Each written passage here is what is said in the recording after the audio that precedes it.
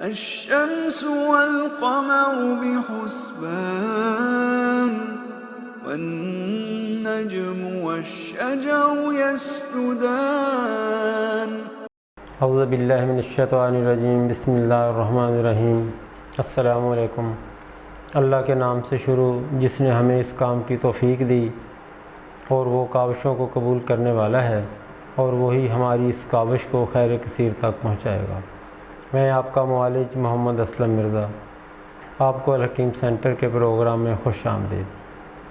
آج ہم اس ویڈیو میں جانیں گے یورک ایسڈ، گینٹھیا اور درد جوڑ، ریموٹائڈ آرتھرائٹس۔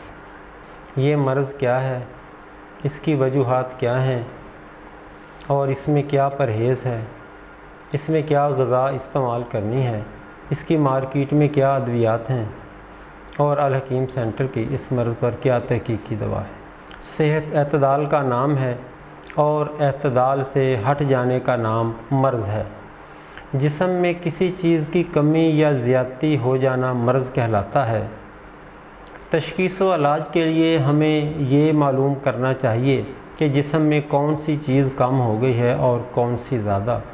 کم چیز کو زیادہ اور زیادہ چیز کو کم کرنے سے حقیقی شفا حاصل ہو سکتی ہے۔ یہی اصول درد جوڑ کا اور جسم کی دوسری بیماریوں کا ہے۔ درد جوڑ میں مختلف وجوہات اور مختلف علامات ہو سکتی ہیں۔ اس میں عام طور پر جو علامات دیکھی گئی ہیں ان میں جوڑوں کا گھسنا، ہڈیوں کا بڑھ جانا، جوڑوں کے گھسنے میں ہڈی بھی گھس جاتی ہے، اور اکثر اوقات زیادہ تر جو جوڑوں کے درمیان نرم ہڈی ہوتی ہے وہ گھس کر کم ہو جاتی ہے۔ اور دوسری وجوہات، اس میں کسی قسم کا کوئی مواد اکٹھا ہو جاتا ہے جو آہستہ آہستہ بتدریج بڑھتا جاتا ہے اور ہمارے لیے مشکلات پیدا کر دیتا ہے، اور چلنا پھرنا مشکل ہو جاتا ہے، اور یہ جوڑ میں سوجن اور ورم کی صورت میں نمودار ہوتا ہے۔ جوڑ درد کے علاج میں سب سے ضروری چیز اور اہم یہ ہے کہ یہ پتہ لگانا ضروری ہے کہ جوڑ میں کون سا مواد جمع ہوا ہے اور کون سا اس میں رک گیا ہے، کس چیز کی جسم میں کمی ہے، کس چیز کی زیادتی ہے۔ اگر یہ ہم تشخیص صحیح طرح کر لیں تو اس کا علاج کوئی مشکل نہیں، ورنہ اس کا علاج ناممکنات میں شامل ہو جاتا ہے کہ لوگ ساری زندگی ادویات کھاتے ہیں اور ان کو شفا حاصل نہیں ہوتی۔ جوڑ درد میں جو بڑی 5-6 وجوہات میرے علم میں ہیں، ان میں نمبر 1 جوڑ میں ہڈی کا گھس جانا، نمبر 2 ہڈی کا بڑھ جانا، نمبر 3 جوڑوں میں ہوا کا جمع ہو جانا، نمبر 4 جوڑوں میں کسی رطوبات خصوصاً صفراوی رطوبات کا جمع ہو جانا، نمبر 5 جوڑوں میں یورک ایسڈ کا زیادہ ہونے کی وجہ سے پتھرا جانا یا کھوکھلے ہو جانا، نمبر 6 سردی اور خشکی کی وجہ سے اور تذابیت کی وجہ سے جوڑوں میں مواد اکٹھا ہونا، رطوبات کا اکٹھا ہو کر جانا۔ اب اس کی تشخیص کے لیے جو پہلی چیزیں ہیں، جوڑ کا گھس جانا، ہڈی کا گھس جانا اور ہڈی کا بڑھ جانا، اس کے لیے جو ابتدائی چیز ہے وہ ہے اس کا ایکس رے کروانا، اور ایکس رے کے علاوہ دوسری علامات میں اٹھتے بیٹھتے ہوئے جوڑ سے آواز آنا، اور چلتے پھرتے کوئی چیز جوڑ میں اٹکتی ہوئی محسوس ہونا، اور جوڑوں میں ہوا کی صورت میں جو جوڑ کے اوپر ورم، سوج یا ابھار محسوس ہوگا، اس کو دبانے سے جو اس میں گڑا پڑے گا وہ غبارے کی طرح بالکل ٹھیک ہو جائے گا، چند ہی لمحوں میں برابر ہو جائے گا اور واپس غبارے کی طرح آئے گا۔ جوڑوں میں صفراوی رطوبت کے جمع ہونے کی علامات، جو اس صورت میں سوج اور ورم پیدا ہوگا، اگر اس کو انگلی سے دبائیں گے تو اس میں جو گڑا پڑے گا وہ جلدی ٹھیک نہیں ہوگا اور کافی دیر تک نشان رہے گا۔ سردی اور خشکی اور تذابیت کی وجہ سے جو جوڑوں میں ورم یا سوج یا ابھار ہوگا وہ دبانے سے نہیں دبے گا اور ایک پتھر کی طرح محسوس ہوگا۔ یہ مواد آہستہ آہستہ بڑھتا ہوا جوڑ کو بالکل منجمد اور روک دے گا۔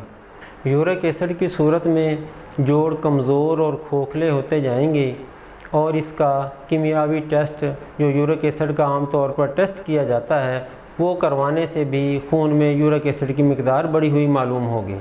علاج اور پرہیز کے لیے ان تمام صورتحال کا علیحدہ علیحدہ پرہیز ہے اور علیحدہ علیحدہ غذا ہے ان کی۔ سب سے پہلے تو جو جسم میں صفراوی رطوبات یا جوڑوں میں صفراوی رطوبات جمع ہو جاتی ہیں ان کے لیے گرم اور خشک چیزوں سے پرہیز کرنا ہے۔ آپ کو دودھ اور مکھن اور بالائی اور سبزیوں میں کدو، ٹینڈے اور بھنڈی، توری اور اروی یہ چیزیں استعمال کرنی ہیں، اور پھلوں میں سیب اور گرما اور سردہ اور کیلا۔ جو سردی اور خشکی کی وجہ سے ابھار ہوگا، جو دبانے سے نہیں دبے گا اور سخت پتھر کی طرح محسوس ہوگا، اس کے لیے خشک چیزوں کا استعمال بالکل منع ہے، جس میں گوشت ہے اور کھٹی چیزیں ہیں اور لیموں ہیں اور آلو ہیں اور نمکین چاول ہے، اس میں بالکل منع کریں گے۔ یورک ایسڈ کے مریضوں کے لیے میتھی اور ٹینڈے اور باتھو۔ پھلوں میں ان کے لیے خربوزہ اور گرما اور امرود اور میٹھے انگور بہترین غذائیں ہیں۔ غذائیں دینے سے مرض میں بہت جلد افاقہ ہوگا۔ جوڑوں میں ہوا کی صورت میں پالک اور سرسوں کا ساگ یہ سبزیاں مفید ہیں، اور کہوے کی صورت میں لونگ دال چینی کا کہوہ پئیں گے یا پودینے اور اجوائن کا کہوہ پئیں گے۔ گھریلو اور غذائی علاج کی صورت میں جن لوگوں کے جوڑوں میں ہوا کا اندیشہ ہو ان کو لونگ اور دال چینی کا کہوہ پلائیں، اللہ تعالیٰ شفا دے گا۔ اور جن کے جوڑ سخت ہو گئے ہیں اور دبنے سے نہیں دبتے وہ اجوائن اور پودینے کا کہوہ پئیں گے، اور جن کے جوڑوں میں صفراوی رطوبت ہے اور دبانے سے انگلی کا نشان رہ جاتا ہے گڑھے کی صورت میں، ان کے لیے الائچی کا کہوہ اور زیرے کا کہوہ بہترین علاج ہے۔ درد جوڑ کی صورت میں عمومی طور پر جو پرہیز ہے تمام مریضوں کو کرنا چاہیے ان میں ہے ہر قسم کا گوشت اور مرچ مسالہ اور سوڈے کی بوتلیں اور چاول، اور جو مارکیٹ میں اس مرض کی ادویات آپ کو مل سکتی ہیں ان میں حب سرنجان ہیں اور معجون سرنجان ہے اور سرنجین گولیاں ہیں۔ یہ آپ اپنی مرض اور موقع کے حساب سے استعمال کر سکتے ہیں۔ معجون آدھا چمچ صبح، آدھا چمچ شام، اور حب سرنجان 2 گولی صبح، 2 گولی دوپہر اور 2 گولی شام پانی کے ساتھ استعمال کریں، اللہ تعالیٰ شفا دے گا۔ الحکیم سینٹر نے جو اس مرض کے لیے تحقیقی دوا بنائی ہے وہ ایک کیپسول کی صورت میں ہے اور اس کا نام ہے سرنجان پلس کیپسول۔ سرنجان پلس کیپسول 1 صبح، 1 دوپہر اور 1 شام پانی کے ساتھ استعمال کریں، ساتھ ہی غذائی پرہیز کریں۔ انشاءاللہ اللہ کے فضل و کرم سے آپ 2 ہفتے میں شفا یاب ہو جائیں گے۔ اگر آپ ہم سے یہ دوا منگوانا چاہتے ہیں تو ہمارے نمبرز پر رابطہ کریں، آپ کو دوا بذریعہ کوریئر ارسال کر دی جائے گی۔ اس کے علاوہ آپ کو دوا کے ساتھ پرہیز اور غذا والا چارٹ ارسال کر دیا جائے گا۔ اور آخر میں اپنا بہت خیال رکھیے اور دوستوں کا اور عزیز و اقارب کا، اور ہمارے لیے دعا فرمائیں۔ آپ کا معالج حکیم محمد اسلم مرزا۔ اللہ حافظ۔